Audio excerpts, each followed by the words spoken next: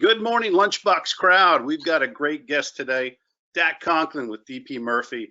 And I tell you what, he is so experienced in the FM space. I said, we got to get this guy on. We got to get him. We got to hear him. So Dak Conklin, for those folks who don't know who Dak Conklin is, tell us who Dak Conklin is. Hey Tom, my head just got big there from your intro. That's nice quite to see you right. again. Nice to see you again, and nice to talk to you. Yes. And thanks for inviting me to the Lunchbox crew. Yeah, Dak Conklin. I'm with D.P. Murphy Inc. We are a company out of Prince Edward Island, Canada, and we have 85 facilities. 12 of those are hotels. We got 60 some QSRs, and then 5 or 6 full-serve restaurants. Prior to this, I started with D.P. Murphy about a year ago. Prior to that, I had my own company for a year doing energy savings consulting. And then prior to that, I worked with another QSR group for 6 years, and they had 300 plus restaurants. And so my facility management's kind of been in that last 7, 8 years. Prior to that, construction, architecture. I've got a degree in architecture, and I took 4 years of engineering. So I've kind of thrown all that stuff together, and it's made me pretty adept at the facility management part for sure. And I really appreciate doing that and and getting involved in it. And so, I'm still, the last 2 jobs I've been part of the leadership team right from the start. They welcome my input. I've got a lot of I think it's my experience in educating them about the the energy savings, the facility management, why you're doing maintenance, and what's the long-term benefits of all the stuff we do. And then I deal with all the vendors, of course, and stuff like that. So it's we've got it's a lot of experience, I guess. So that's who I am. Yeah, it is a modest description of a man who has a very diverse background and very talented. So again, I'm very excited to have him on the call. I think the folks on the Lunchbox Roundtable will find great value in what you bring. I think what's really neat for me is that in your current role, you've got a very diverse portfolio. So you mentioned the fact that you're QSR, and you also have, the restaurant or hospitality side of the hotels. And I'm just curious, in that framework, you have to adjust in a very dramatic way. COVID-19 has affected everyone and everybody. It's affected your facilities. It's affected your team. It's affected the service providers that support your facilities. And then, oh, by the way, you have to adjust your business practices, because in the case of restaurants, QSR, many of those folks are still open. But in hospitality, that if anything's been hit hard, it's been the hospitality space. So maybe you can just tell us, how did you address COVID-19 when you first heard about it, and how do you address it across the various business segments that you support? Excuse me. The 2 sectors have been hit differently for sure. The first part of March, I think it was March 13th, the provincial government started shutting things down here. And prior to that, probably 2 weeks prior to that, with the, people saw this coming. And so being a bit proactive, we started saying, I started thinking, something's going to happen here. Let's start shutting some of this. Let's tighten up our expenditures. Let's watch what we're doing for our energy use and stuff, and just start tightening things up. And sure enough, within 2 weeks, they're saying we're going to shut things down. And prior to that, we started getting cancellations in our hotels. And by the middle of March, we basically went from, if we get 50–60% of our, 3–6 months out is reservations. And it disappeared, totally gone, zero. So what happens with the hotels? Well, unfortunately, we have to shut hotels down. First, we started with floor by floors. That was being proactive before we kind of knew how bad it was going to get. And Right. so we would I just had certain floors shut down. Typically our boiler systems are set up that way too. So we'll have 2 or 3 boilers for a 6 or 7 floor hotel. And so we shut down certain sections of the hotel. PTAX down to 8 degrees. It was still below freezing here most of the time. So, and you know, the boiler shut down for all the domestic hot water, and little caveat there is keeping the circulating pumps going so that the expansion and contraction happens as the water cools. But Right. so that was the hotel. So and it quickly became, now we're shutting everything down, closing the pools. Excuse me. And closing everything down. So then it's cleaning out your freezers, cleaning out all the ice boxes, everything. So that stage happened. In our QSR side, it was all about closing dining rooms. So, and saving energy in dining rooms, shutting the lights off during the daytime when nobody's there, coming in through the doors. Well, you had talked about this, and again, for the people on the call, the Lunchbox folks, you know, in your previous role, you were a big proponent and an adopter of technology. And I think in this particular case, we have seen that because of COVID-19, there's an acceleration of technology adoption. In your past role, you had a work order management system, you had an energy management system. You told me, though, yesterday, that's not the case today. And without having that technology in place and the ability to implement that, or the visibility and the control, where did that put you guys? That was and you're right. It's exactly what I said, and it's it was such an eye opener when COVID-19 hit. Mm-hmm. When I didn't have an energy management and monitoring system, I didn't have a computerized maintenance management system. Right. Those things are on my plate. Those are on the to-do list, and they're on the projection for the company to do, because I've done the education to the company and stuff. So we are going to do it. Unfortunately, we didn't have it done. Yeah. So, and I know that with the other company, if this had happened, the controlling and making the energy change, the heat changes, all that stuff would have been so easy right from my laptop.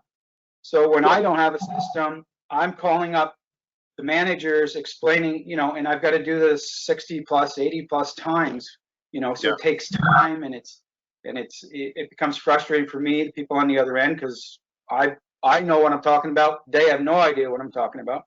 And so try to explain it and get those changes. But that was certainly a big eye opener for me, was that not having that computerized management system, and the energy management system more so, and monitoring system. It's just, it's really, I know it's going to accelerate on the other side of this, because there's no way we want to go through that again. And that's going to come again. There's going to be some big changes. So it's funny, you can't prepare for this, or at least you can maybe make some assumptions about it, but in reality, this just exposes limitations within your organization. So everyone's going to have to re-examine the way they do business in the past and how they're going to do it in the future. And unfortunately, and this is just not a slant against facilities, but in reality, FMs live in a very reactionary world.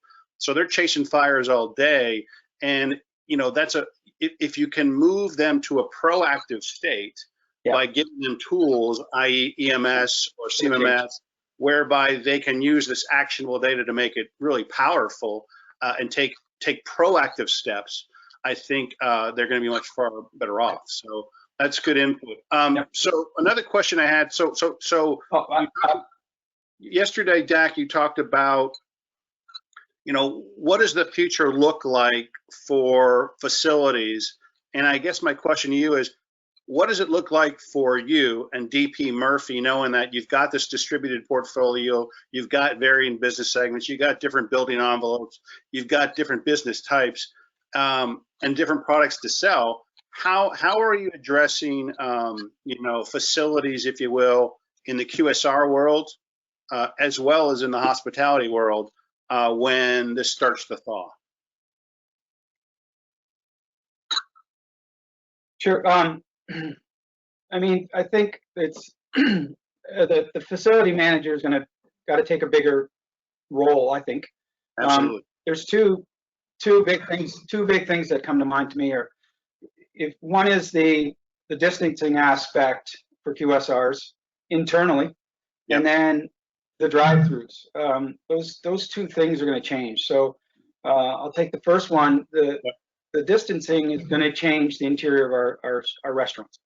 So we were always heading for that more, let's do more drive-through, more takeouts, and that's been the push by a lot of different brands.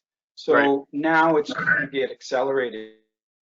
So what you have for a footprint, say you have 100 seats, now it's going to be 50 seats, Right. because you have to space people. And so what are we going to do? We're going to propose for our brands. We're going to be proactive. We're going to start now and start laying out some of these places and saying, here's how we envision it being. Are we okay to go? Yeah. There are some things we can do, excuse me, without their, their blessing. So can we do this lines on the floor? Sure. How are we going to do that? I don't want to stick stickers on the floor. So let's change some tile. So we're going to put it in a tile pattern somewhere to create the space, the zones, and put the Q rails are coming back. That's going to happen. And sneeze guards have to be installed. Yes. And I was thinking about this the other day. What do people, when they go in a restaurant, 25 to 30% of the people, it's been our, kind of our own little study we did. They use the washrooms. What do people want to do in there? They do not want to touch anything. So automatic toilets, automatic, hand dispense of, soap dispensers, automatic faucets. And we're going to even go one step further, because now I was thinking there must be something out there. How can I open a door that's got a closer on it? Yeah. They're actually foot operators. So you put a device in the bottom of the door, you pull it with your foot. No, I haven't touched anything in the bathroom. And I think, we're going to go that route. And then I'm going to go to the second part, Tom, is the drive-through. So the drive-throughs, we know that everybody's using the drive-throughs. In fact, the QSR part of our company is keeping us going because the hotels are shut down, like I said. And QSRs, are really doing very well. In fact, they're probably close to being at par to where they were prior to this now. So I was looking at some of the numbers, and we're very close. So how can we better? Well, we need 2 drive-through lanes everywhere. So that's got to something we're going to have to figure out, work through, and make it happen. And what's the other thing is the takeaways. Can we create some kind of a curbside takeaway? I think that's going to happen. The other part of all this is the spacing inside now is for staff as well. So how are the staff going to work in that space? So we're looking at different things. We've done floor markings for our Wendy's. We've done that, and it works. We can make that work. The Tim Hortons is a little trickier. They're very tight. So, how are we going to make that work? Well, we're going to have certain stations. How are we going to do that? And so those things we're going to work on. And I think facility managers can be part of that process for sure. And the other thing is facility managers have to educate their leadership teams, their owners, their CFOs about how valuable it is to have an energy management and monitoring system, and how smart it is to have a computerized maintenance management system. It just slapped me in the face. I mean, it was so eye-opening. It's like, wow, why didn't I have this in place right now, right? Right. Gotta get this. Right. People like yourself, Tom, can help the facility managers explain how this thing. They save money in the end anyway, so it's just about teaching the leadership team. Yeah, it makes a big difference. I think what I heard when you were telling me about this, though, is there's going to be a huge training component that has to occur from top down to facilities, actually to the street level, to the site level, because people just don't know they don't know how to do what they don't know how to do. So there's going to be a lot of training regarded there. The other thing is, you mentioned QSR, but also in your portfolio you have some casual dining. And in the States, maybe folks aren't familiar with it, but the keg restaurant, steak restaurant, that's casual dining, or even some cases a higher level of dining. Speak to what you're doing in the casual dining space with the keg. Sure. Yeah, we have some Boston pizza as well, and some the kegs and a couple other. But those, we're finding those, a lot of people are, they do want. It's interesting. You're in a lockdown situation, but you are allowed to go get food. And I tell you, people want food. They want to get out of their house, and just, I got to get out of here. I'm going crazy here. Let me go out and get something to eat. So, but our Boston pizzas and kegs, what we're doing obviously is curbside pickups and takeout. The takeout part is, it's okay because we don't have dine-ins right now. When we go back to operating dine-in, we have to separate those two. We have to separate the takeout part and the dine-in part, because right now they all come to one booth in the front. Well, that won't work anymore. So we've got to work a system out to make that work. And we have to create a curbside pickup. Can it be hands-free? Sure, it can be. Can we put even a drive-through window in these places for the takeout part? Not as a drive-through, but as a takeout window. Can we? In some situations, yes. So we're going to work on that too. So, those are the things. Now, it depends where we are, what structure, the site, and all that stuff. But I know that our kegs, we've had a tough time trying to figure out how we could do any of those things, because it's where the location is. But you're limited. We've got to think outside the box and make it work. So.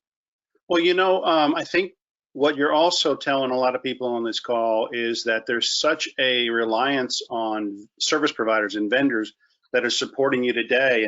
And one question I had for you is, do you see some fall off on those service providers just based on the pandemic and COVID-19 being released? Businesses are going out of business, and those service providers may fall to the wayside. So it's critical that you have a strong relationship with your current service providers across all those trades. And so in your world today, are you doing anything different? Are you having regular calls with these people, regardless of the trade you need today, but you're certainly going to need it tomorrow? Yes. And earlier on, when things started, we started having some, lost business and stuff. One of the first things we was looking at was the HVAC maintenance program we have. So all of our stores, all of our QSRs are four service periods. And so I called up all of our different HVAC providers and said, look, reality is, this is where we're at. We're losing business. We're not going to be able to afford to do this, all four of these. Can we change it to 3? Thinking in my head that, okay, come end of May, June, we're going to be ramping back up again. And so what we did, we took one of our maintenance out of the list. So now we've got 3. We took our April, May out and pushed it to the the end of June. And when I talked to these guys, I said, the reality is, when we do this, I want you to take the cost of that out of our program as well. And I said, we've had some relationships, we want to keep it going, so let's make that work. And they all worked with us. It was very good.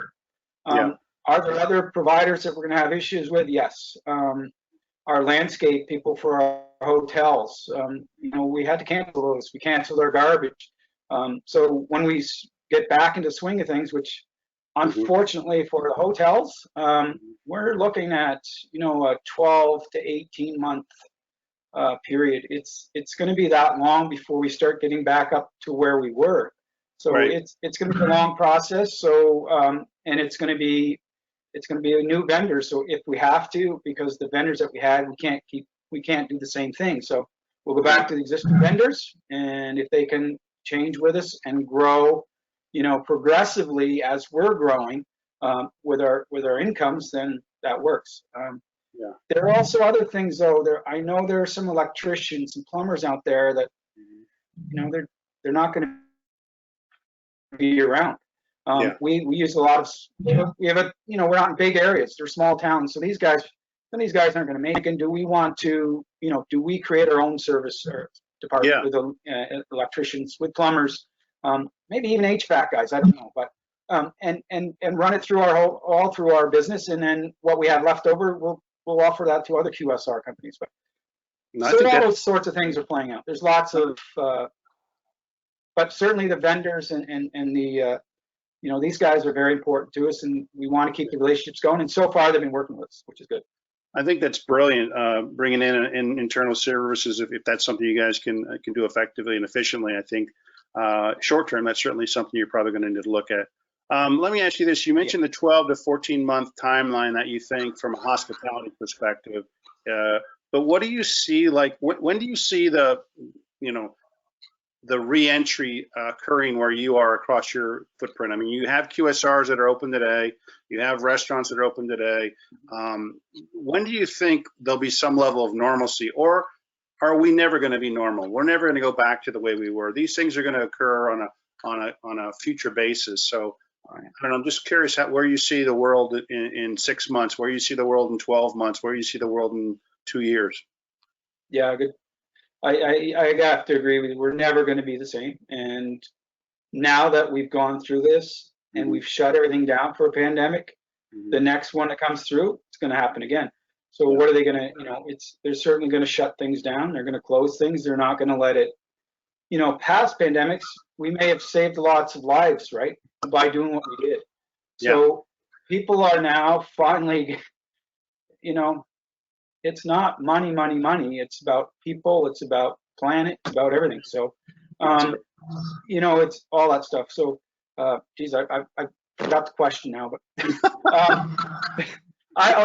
what they're going to look like. Well, I think I already touched on. So the QSRs, more drive-through, curbside pickup, apps, phone apps and stuff are going to have to be part of it.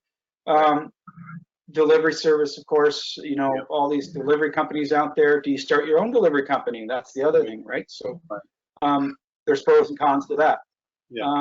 And then for the hotels, it's 12 to 18 months easily before we get back to where we were, and it's going to be a slow climb. And what's it going to be like? Hotels are pretty good. Everybody has their own room. Those rooms are cleaned every day. The hallways are usually, 8 feet wide, so people can walk by in the hallways. Problem points will be elevators. So now people are going to be taking the stairs more.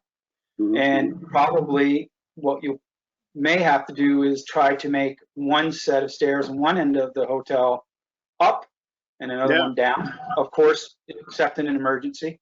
And elevators, you try to keep it for senior people who are, have ability compromised, and so you kind of work it that way. And the other areas would be the pool areas, and then the buffet spots. So how do you handle those? The pool spots, you can't. If we're going to worry about a COVID-19 again, you're not going to have a pool, because you can't have somebody's spit going to the pool. So, it's not going to work. Is that the technical term, the medical term? Spit. Yeah. Okay, good. Dr. Dak has spoken. Actually, now that I've said that, I want to say one more thing. I keep reading in different spots misinformation on airborne and borne by air. I think that's where the confusion came in. Right. COVID-19 is only airborne, or is not airborne, sorry. It's only water droplets. So where did the confusion come in? The WHO, the World Health Organization, said it is not airborne. However, in certain situations, it can be, when in a hospital setting, you're given an aerosolized, treatment. and then it aerosolizes the virus.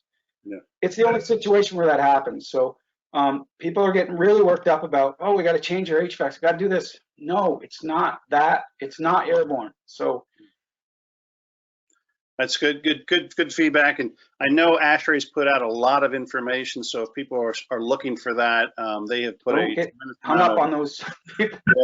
Yeah, there's a lot of stuff out there. So, and to your point, the term misinformation, there's plenty of that out there. But you did mention the fact that in a previous role, you guys rolled out an EMS, and I know you were pretty passionate because, quite frankly, I think the way you use that tool and the way you were able to leverage that information and that data is pretty powerful. I think if you had, 3, 4, 5 tips that the guys on the phone heard today, I think that would be very powerful. So tell us about that. Sure. Yeah, I mean, my closing tips for facility management would be those. There's 2 main points.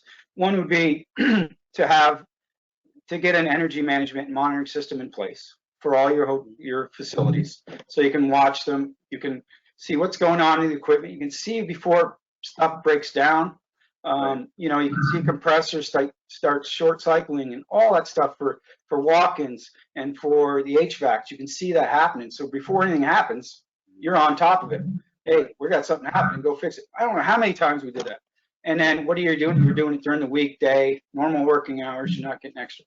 So that's really important. Along with a computerized management system, you got to have some kind of way for the QSR, the facility, to say, I've got a broken pipe, and not calling you when you've got 80 to 100, 300 buildings. So it's got to be some kind of a system that you set up, and it works. It works very well.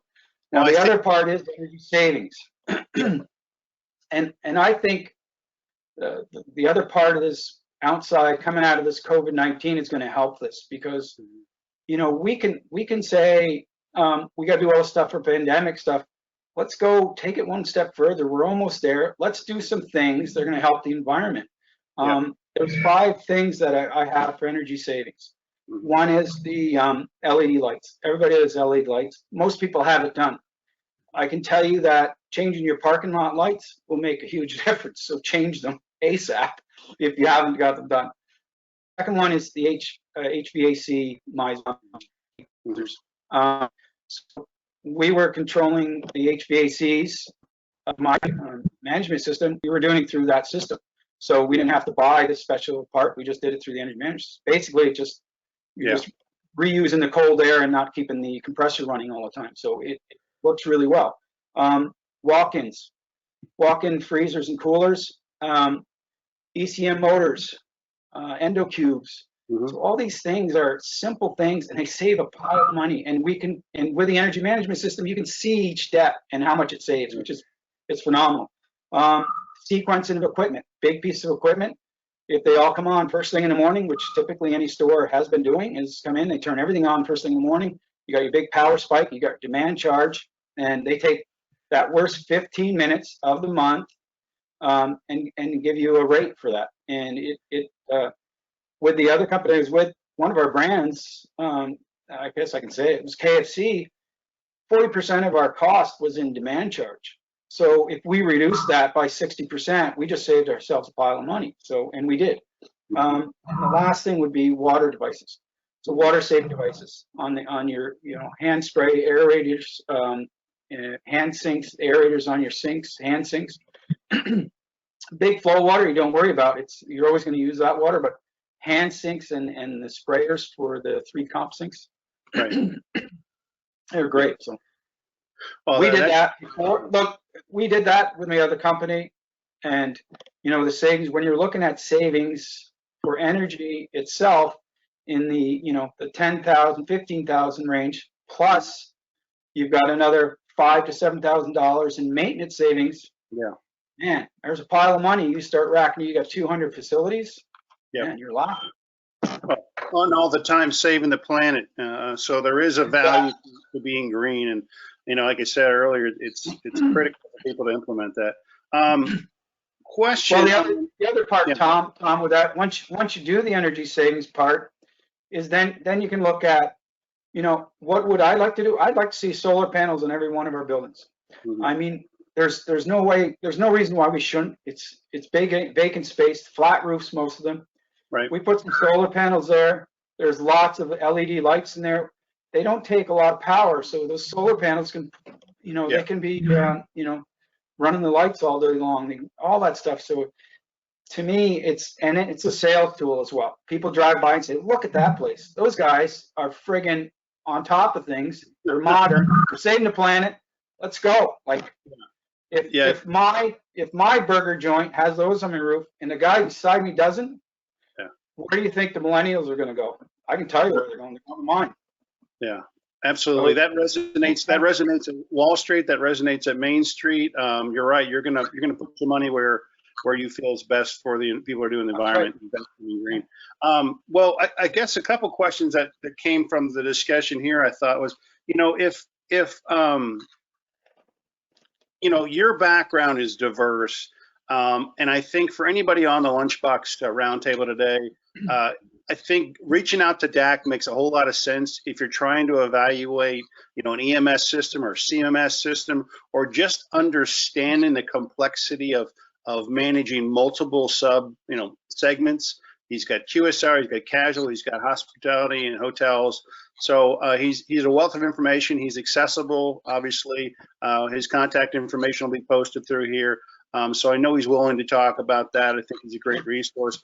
Dak, before we leave, I always throw this out, and you know, you talked about the EMS and the CMS, but outside of just technology, do you have a word of wisdom, one nugget that you'd want to share with the folks on the call that's either going to have application today, tomorrow, somewhere in the future?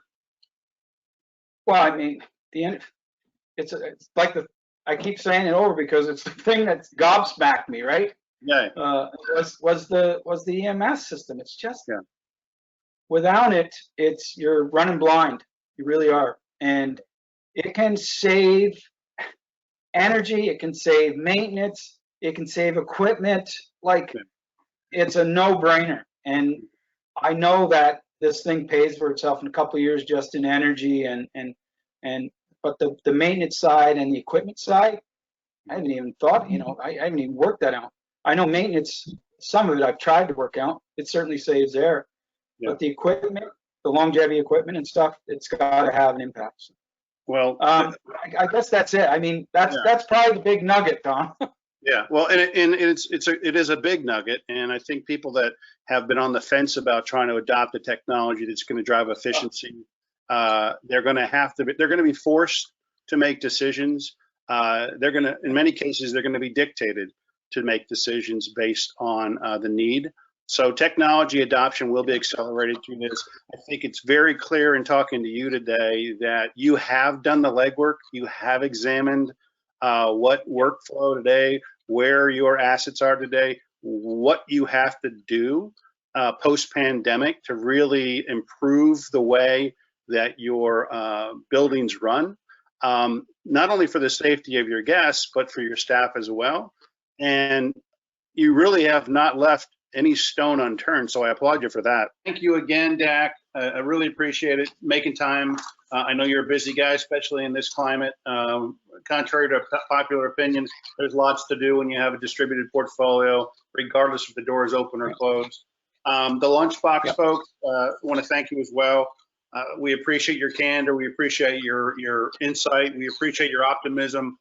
So we wish you all the best. And I will look forward to talking to you down the road. All right. Thank you very much, Tom. Thanks to the Lunchbox guys and all the best, guys. Everything's, look up, smile. Tomorrow's going to be a sunshiny day, man.